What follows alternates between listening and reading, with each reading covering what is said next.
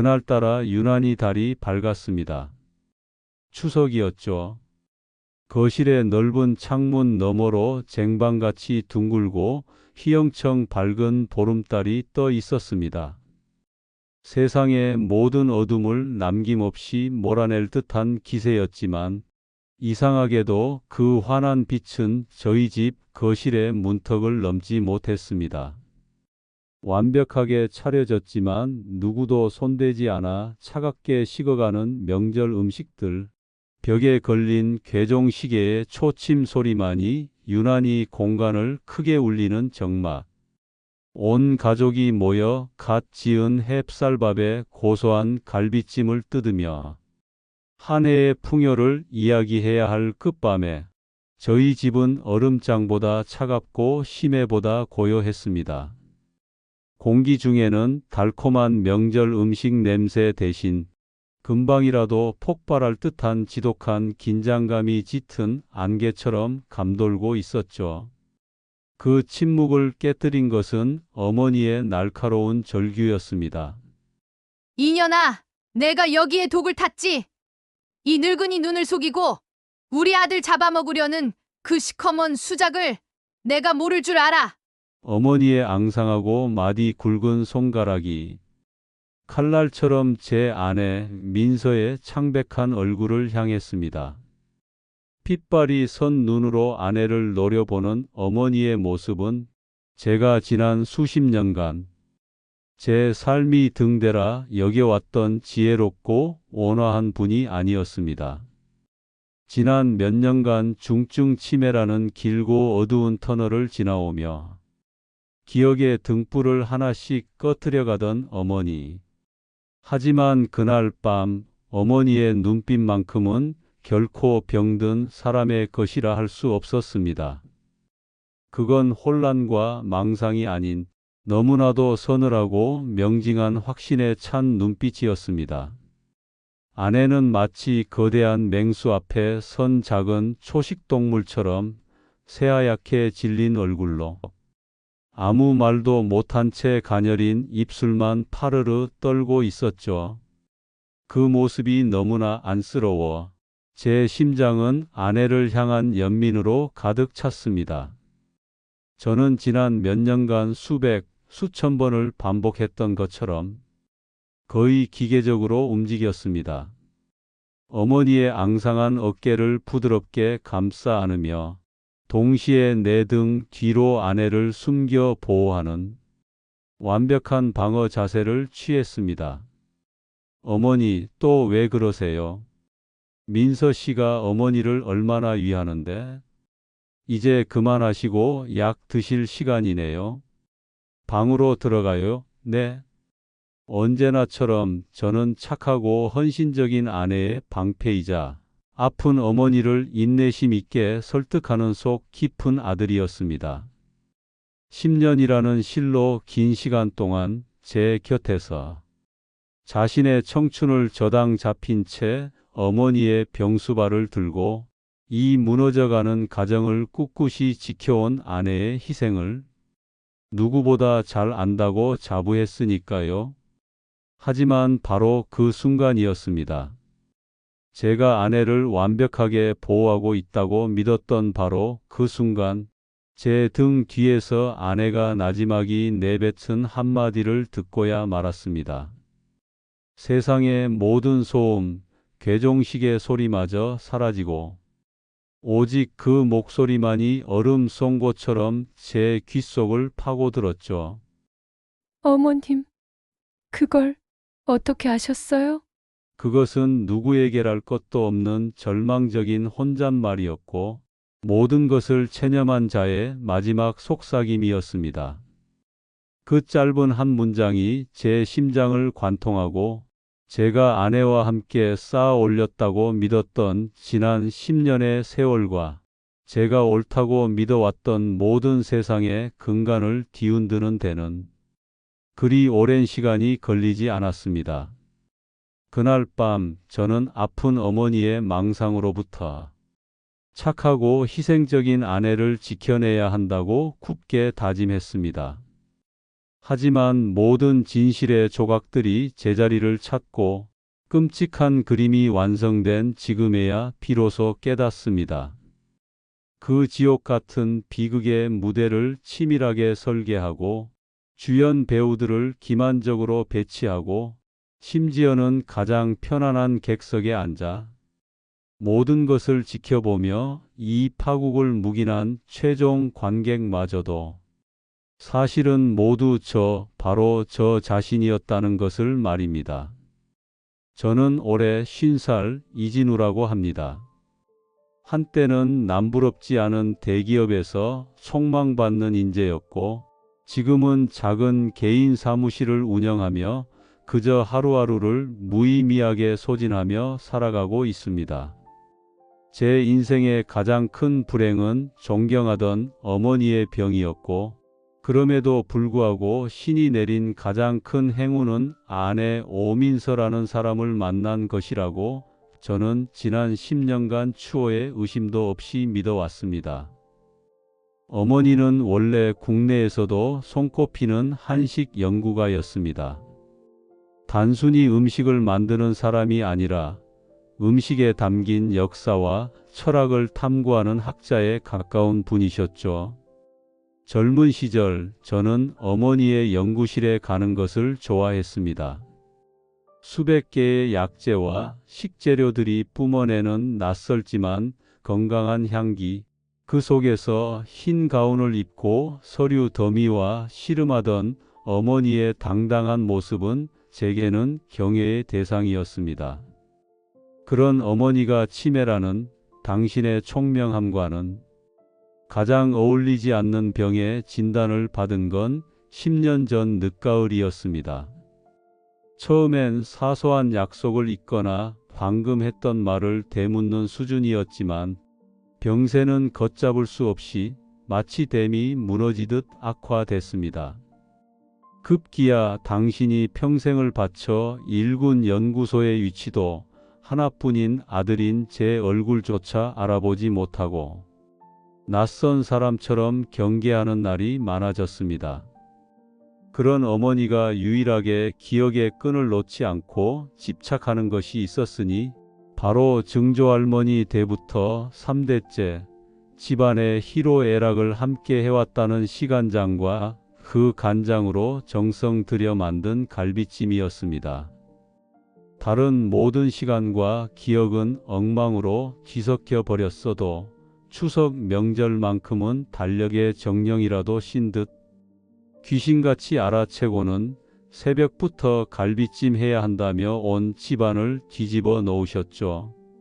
그럴 때마다 엉망이 된 부엌을 수습하고 어린아이처럼 때를 쓰는 어머니를 다독여 잠자리에 눕히는 건 언제나 아내 민서의 몫이었습니다.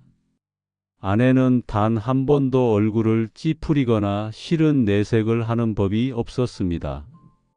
오히려 어머님이 저러시는 건 다 이유가 있는 거예요. 당신 기억 속에 가장 행복하고 선명했던 순간이 바로 추석 갈비찜이었겠죠. 그러니 우리가 이해해 드려야 해요 라며 눈시울을 붉히며 오히려 저를 위로했습니다. 동네에서는 민서를 하늘에서 내려온 천사, 살아있는 보살이라 칭송했습니다. 저 역시 그런 아내가 눈물나게 고맙고 미안해서 제 남은 인생과 영혼을 다 주어도 그 헌신에 보답할 수 없을 것이라고 생각했습니다. 그런데 언제부턴가 어머니에게 이상하고 기이한 버릇이 하나 생겼습니다. 당신의 낡은 자개 화장대 위 손바닥만 한 흑백 사진이 담겨 있던 작은 액자 하나를 하루에도 수십 번씩 닦고 또 닦는 것이었습니다. 이상한 점은 어느 날부터인가 그 액자가 텅 비어 있다는 사실이었죠. 그 안에 분명히 있었을 소중한 사진은 온데간데 없고 먼지 쌓인 흐릿한 유리만 덩그러니 남아 있었습니다. 민서는 그 모습을 볼 때마다 어머님이 소중한 사진을 잃어버리고 저러시는가 봐요. 얼마나 속상하실까? 가슴 아파라라며 눈물을 글썽였지만 저는 그저 기억을 잃어가는 치매의 여러 증상 중 하나일 뿐이라고, 의미 없는 반복 행동이라고 대수지 않게 넘겼습니다. 어느 날 퇴근하고 돌아오니 어머니가 멍하니 그 텅 빈 액자를 바라보며 조용히 눈물을 흘리고 계셨습니다. 저는 그 눈물이 잃어버린 사진에 대한 슬픔이라고만 생각했습니다. 그 텅 빈 액자가 무엇을 의미하는지, 어머니가 왜 그토록 필사적으로 유리를 닦아 그 너머의 진실을 제게 보여주고 싶어 했는지 그때의 저는 상상조차 하지 못했습니다. 그것이 저의 어리석음을 향한 어머니의 마지막 구조 신호였다는 것을 말입니다. 추석날의 소동은 결국 누구도 예상치 못한 파국으로 치달았습니다. 어머니와 아내가 옥신각신하며 실랑이를 벌이는 사이 몸을 가누지 못한 어머니가 발을 헛디디며 옆에 위태롭게 놓여있던 시간장 항아리를 그대로 덮친 겁니다. 쨍그랑 귀를 찢는 요란한 파열음과 함께 저희 집안의 100년 역사를 품고 있던 검붉은 시간장이 바닥으로 폭포수처럼 쏟아져 내렸습니다. 그 순간 거실의 모든 움직임이 멈췄습니다. 그리고 그 깨진 항아리 파편들과 진득한 간장, 웅덩이 사이로 조그맣고 낯선 갈색 약병 하나가 모습을 드러냈습니다. 마치 오랫동안 물속에 잠겨 있다가 마침내 세상 밖으로 나온 진실처럼 말입니다. 아내의 얼굴이 순식간에 새하얀 종이장처럼 굳어버린 것은 바로 그 순간이었습니다. 그날 밤 아내는 모든 것을 실토했습니다. 아니, 정확히는 제가 차갑게 식은 약병을 들고 추궁하자 마지못해 무릎을 꿇고 입을 열었죠. 그리고 아내의 입에서 나온 진실은 제가 서 있던 세상을 통째로 무너뜨리고 저를 미지의 심연으로 내동댕이 쳤습니다. 사실 어머니는 치매가 아니었습니다. 지난 3년간 어머니는 온갖 정밀 검사를 핑계로 국내 최고의 신경과 의사들을 찾아다니며 치매 환자의 증상을 연구하고 그들의 미세한 행동과 말투, 눈빛까지 분석하며 신들린 사람처럼 완벽하게 연기를 해왔던 겁니다. 그 모든 것은 하나뿐인 아들, 바로 저를 지키기 위한 어머니의 처절하고도 외로운 목숨을 건 계획이었습니다. 어머니는 아주 오래전부터 아내가 제 밥과 국에 몰래 정체불명의 가루를 타서 먹이는 것을 알고 계셨습니다. 처음엔 그저 기력이 쇠한 남편을 위한 비싼 영양제련이 했습니다. 하지만 날이 갈수록 제 안색이 흑빛으로 변하고 이유 없이 잠이 늘며 정신이 안개 낀 것처럼 멍해지는 것을 이상하게 여겨 몰래 그 약의 성분을 전문 기관에 의뢰하셨던 거죠. 결과는 충격 그 자체였습니다. 아내가 제게 먹인 것은 치료 효과가 전혀 검증되지 않은 이름뿐인 고가의 민간요법 약제였습니다. 하지만 진짜 무서운 사실은 그 약이 제가 앓고 있던 만성 불치병을 급속도로 악화시켜 합병증을 유발할 수 있는 치명적인 부작용을 가지고 있다는 것이었습니다. 아내는 그에게 사망보험금을 노리고 저를 치료한다는 위선적인 명목 아래 저를 서서히 그리고 아주 자연스럽게 죽음으로 몰아가고 있었던 겁니다.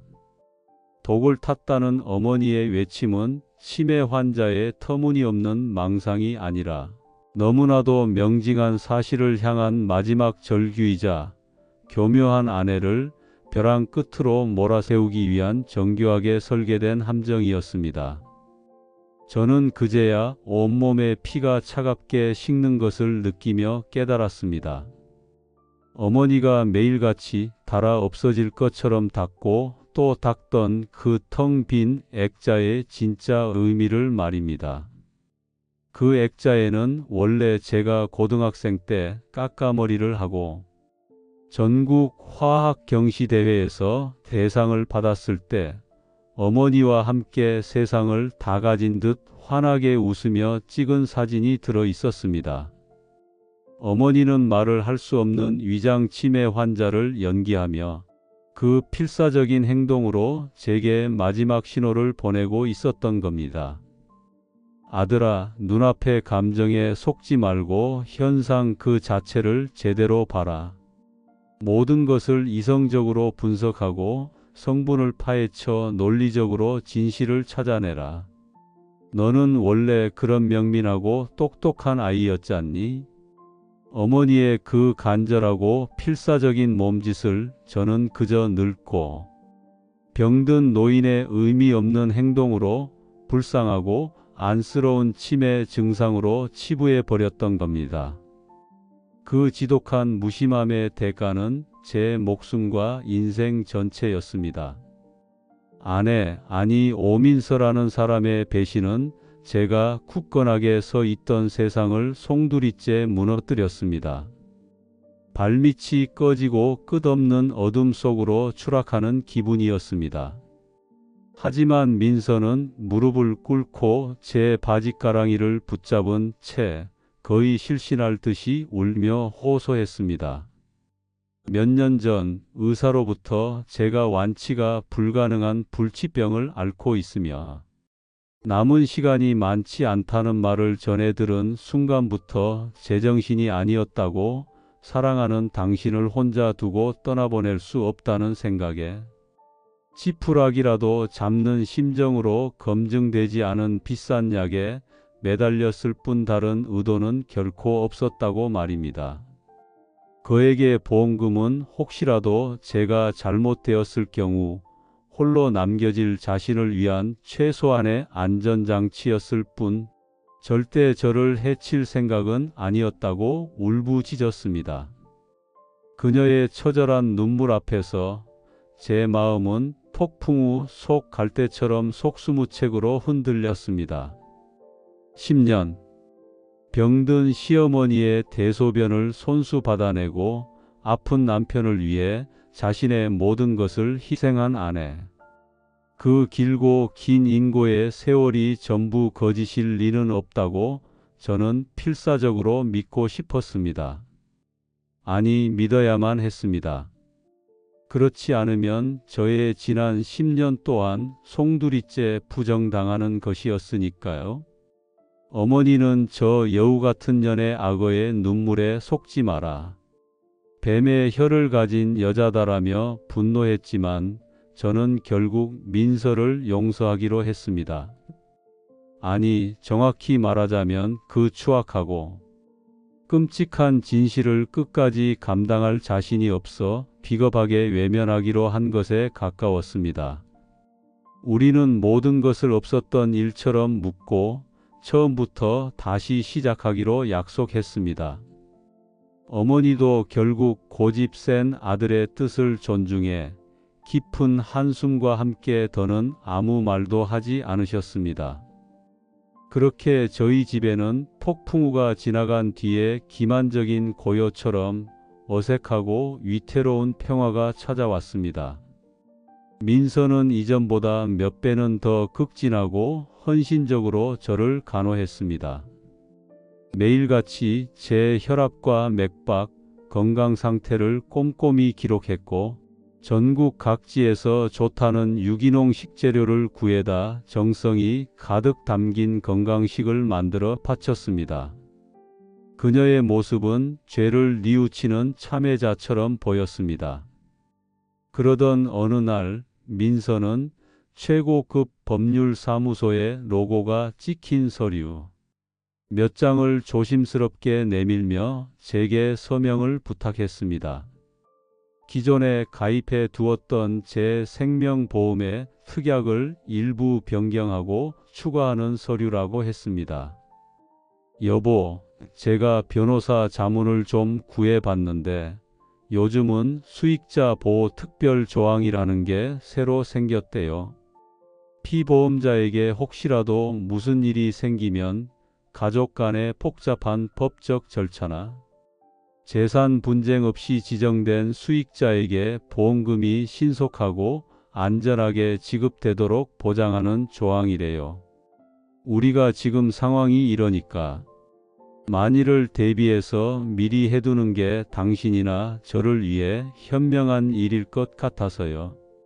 그녀의 설명은 너무나 합리적이었고 법률 용어까지 섞어가며 설명하는 모습에서 조목조목 저를 위하는 마음이 절절하게 느껴졌습니다. 저는 일말의 의심도 없이, 아니 의심하고 싶지 않은 마음으로 서류 맨 아래 제 이름을 또박또박 정성 들여 적어 넣었습니다. 아픈 남편의 사후까지 걱정해주는 아내의 깊은 사랑에 다시금 감동하면서요. 저는 그 서류 한 장이 모든 것을 용서받았다고 안심하는 제게 민서가 내민 마지막 시험지였다는 사실을 꿈에도 알지 못했습니다. 그 서명은 과거의 상처를 덮는 용서의 증표가 아니라 제 남은 생명을 담보로 한 사망 동의서나 다름없었다는 것을 말입니다. 거짓된 평화는 신기루처럼 오래가지 못했습니다. 언제 터질지 모르는 시한폭탄 위에서 위태롭게 춤을 추던 것과 같았으니까요. 그 위태로운 균형을 날카로운 칼로 베어버린 것은 역시 어머니였습니다. 며칠 뒤 어머니는 저를 조용히 서재로 부르셨습니다. 방 안에는 무거운 침묵과 함께 갓 복사한 듯한 종이 냄새가 가득했습니다. 어머니의 손에는 제가 며칠 전 서명했던 그 보험 서류의 사본과 그보다 훨씬 두꺼운 법률 자문서가 들려 있었습니다. 그 서류들을 구하기 위해 어머니가 얼마나 발을 동동 구르며 애쓰셨을지 생각하니 가슴이 미어져 왔습니다. 진우야, 이제는 솔직하게 말해다오. 정말 아무것도 몰라서 이러는 거냐? 아니면 이 모든 끔찍한 진실을 알면서도 내 아내를, 저 악마 같은 여자를 끝까지 감싸주고 있는 거냐?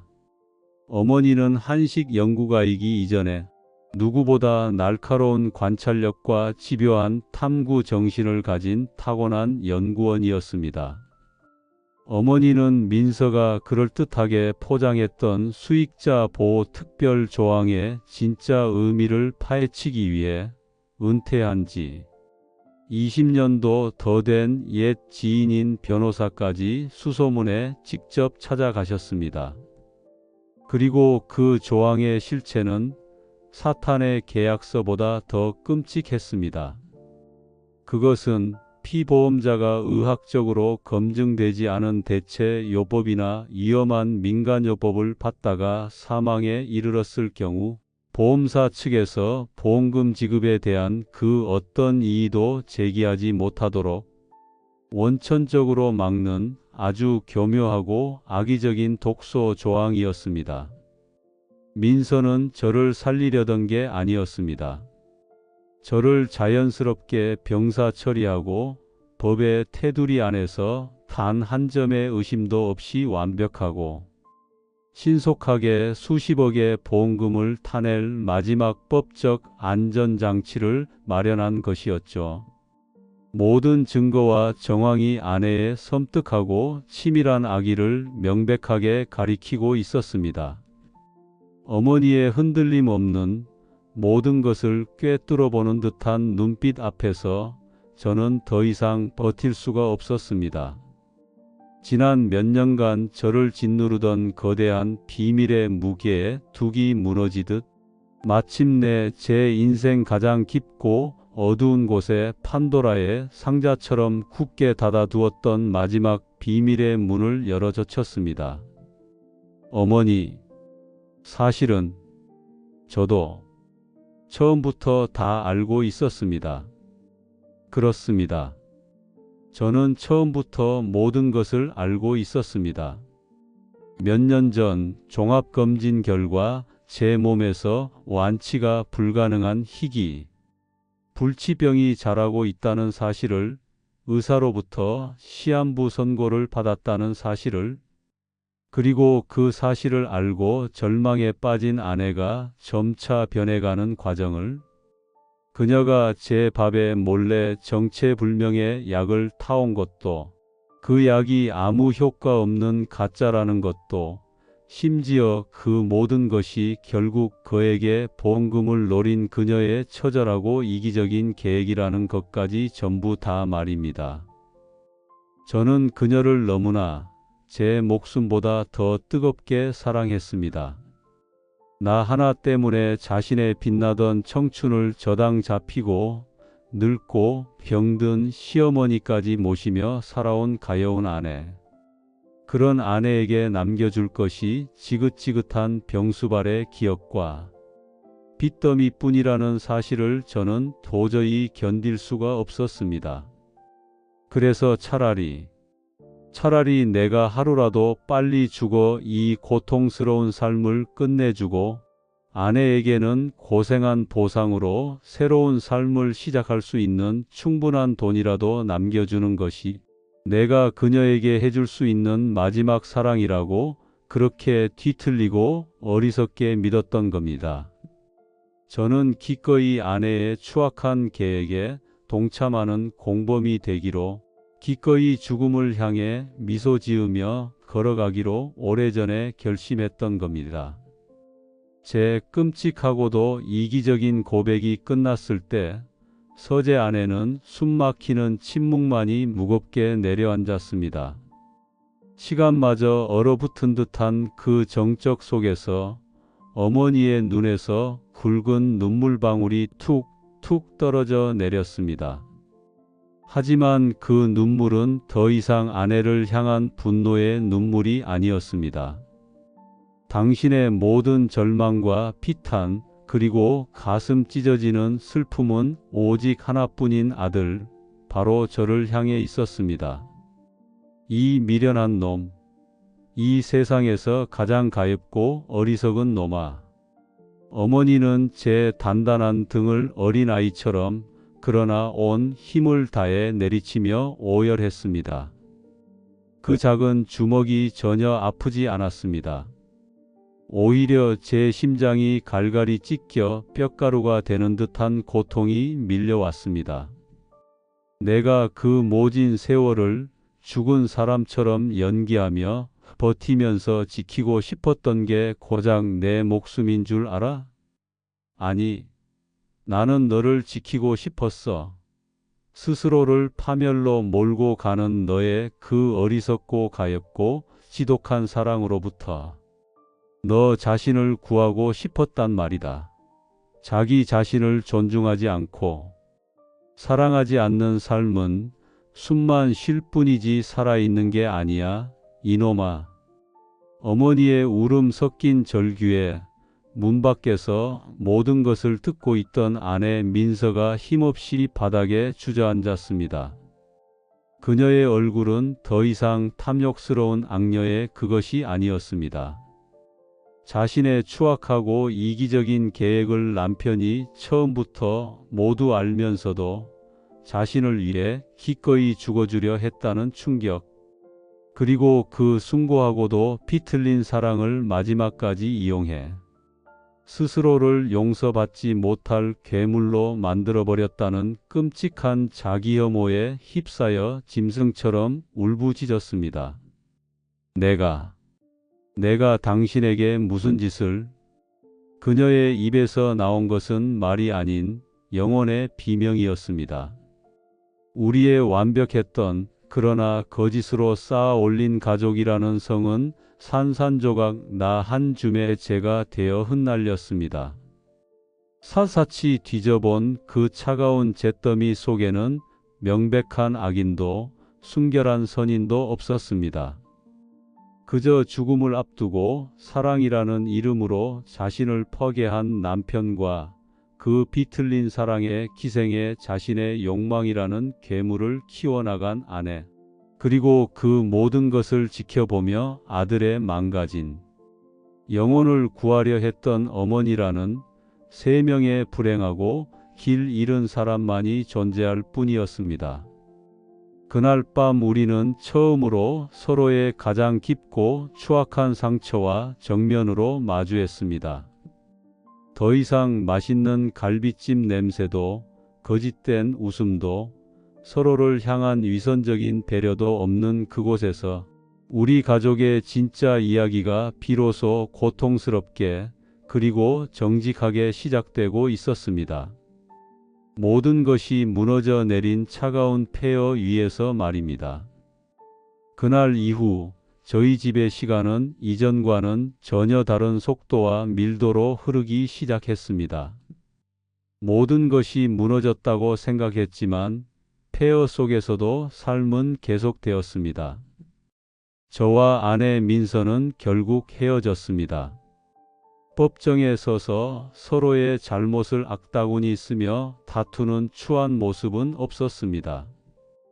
차라리 그랬다면 마음이라도 편했을 겁니다.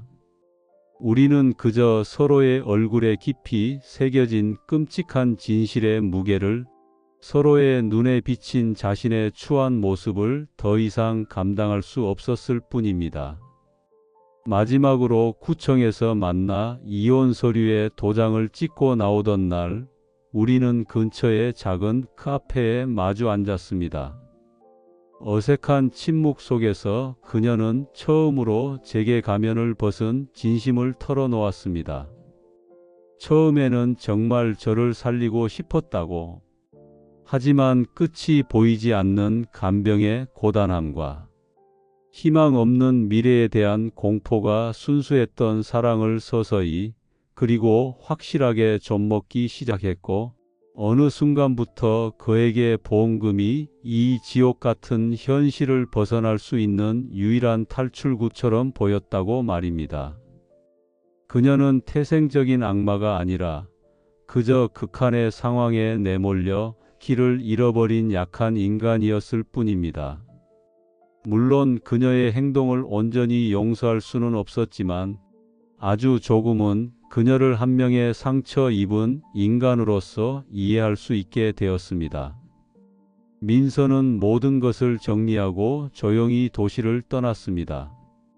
자신의 몫으로 상속받았던 작은 아파트까지 처분해 제게 건넸지만 저는 그 돈을 그녀의 이름으로 사회복지단체에 기부했습니다.